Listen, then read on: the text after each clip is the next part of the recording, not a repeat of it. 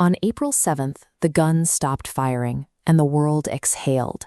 The announcement of a ceasefire between the United States and Iran gave the immediate appearance that the conflict had been put on hold. But behind the scenes, diplomatic progress completely collapsed. A second round of peace talks was scheduled to take place in Islamabad, but the U.S. delegation abruptly canceled the trip.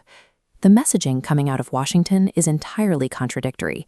The president simultaneously extends the ceasefire agreements while publicly threatening to blow Iran. These peace talks aren't failing by accident. The gridlock is a deliberate stalling mechanism. Both sides are using the pause to consolidate gains, reposition military assets, and prepare for the next phase of the conflict. The United States needs time to execute a completely separate economic pressure campaign, Operation Economic Fury. Because it relies entirely on financial strangulation, it operates outside the strict parameters of the official ceasefire.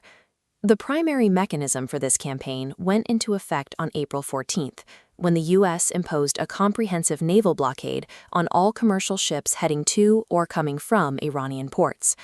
On this map of the waters surrounding Iran, the U.S. Navy has intercepted and turned back 31 vessels attempting to cross the strict perimeter. This blockade creates a massive financial hemorrhage, officially costing the Iranian economy $500 million daily. By continuously extending the ceasefire, the U.S. creates a state of deliberate ambiguity. The diplomatic pause prevents Iran from launching direct military strikes, while the blockade quietly crushes them. The U.S. has turned the appearance of peace into a weapon, bleeding Iran's economy dry without firing a single kinetic shot. Tehran is retaliating through its own domestic political maneuvers and aggressive regional dominance to build leverage against that economic pressure.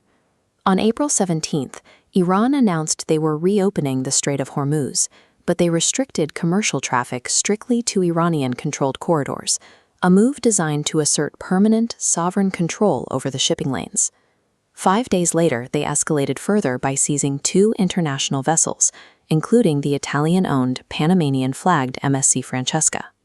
By targeting foreign commercial ships instead of U.S. military assets, Iran operates in a geopolitical gray zone.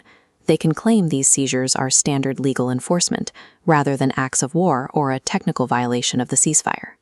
Tehran then introduced a specific piece of diplomatic sabotage, a formal demand to link the current negotiations to the entirely separate Israel-Lebanon conflict.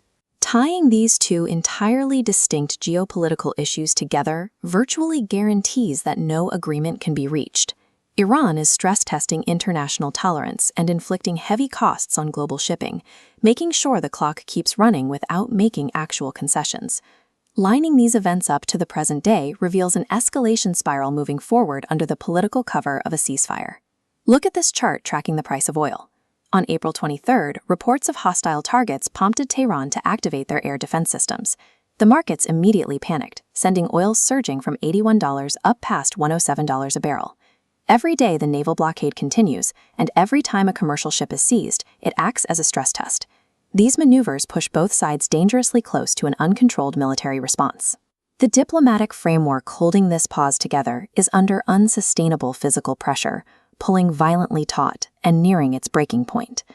The diplomatic indicators are deteriorating fast.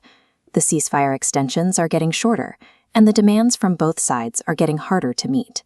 The war never truly ended. Based on the current timeline, the breaking point is heavily projected for mid-May, leaving the world to wait for the specific trigger that will force both sides back into open combat.